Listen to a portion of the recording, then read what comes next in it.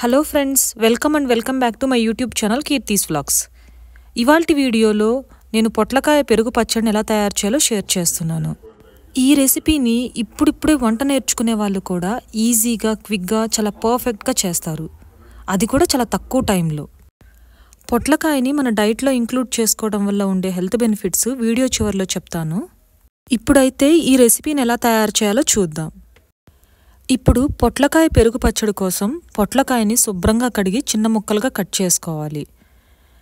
నేనిక్కడ 3 పొట్లకాయలు తీసుకొని నీట్గా కడిగి పైన ఉన్న వైట్ లేయర్ని తీసుకుంటున్నాను.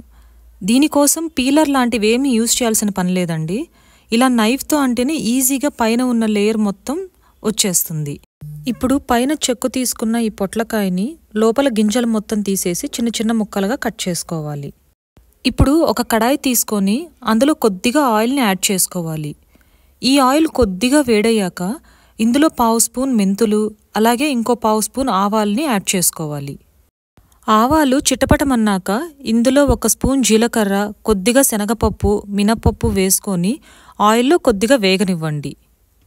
ఈ తిరగమాత గింజలు ఆయిల్లో వేగాక ఇందులో ఒక ఎండుమిరపకాయను తుంచుకొని యాడ్ చేసుకోవాలి.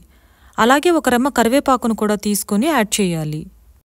ఒకసారి మొత్తం కలుపుకొని ఎండుమిరపకాయ, కరివేపాకు బాగా వేపుకోవాలి.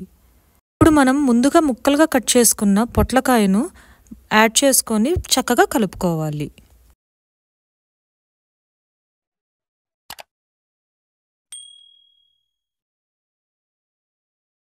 ఒకసారి పొట్లకాయ ముక్కల్ని చక్కగా కలుపుకున్నాక ఇందులో ఒక 1/2 స్పూన్ పసుపుని వేసుకొని చక్కగా కలుపుకోవాలి.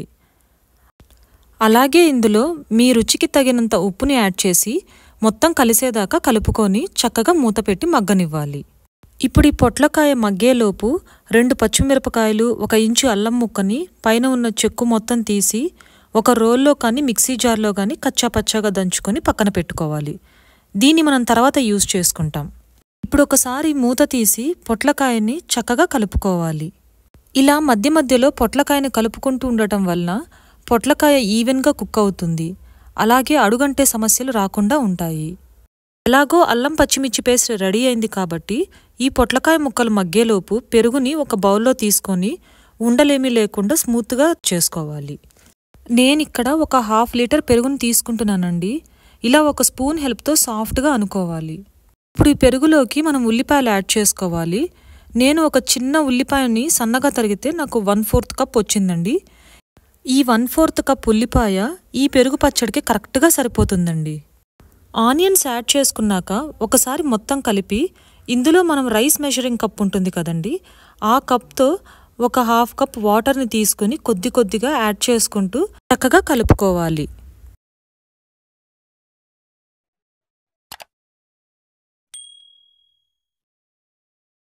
పొట్లకాయ ఆల్మోస్ట్ కుక్ అయింది అన్నప్పుడు, అంటే ఒక 90% కుక్ అయింది అన్నప్పుడు మనం ముందుగా దంచిపెట్టుకున్న అల్లం పచ్చిమిరపకాయ పేస్ట్ని యాడ్ చేసుకొని ఒకసారి కలిపి మూత పెట్టుకొని మగ్గనివ్వాలి.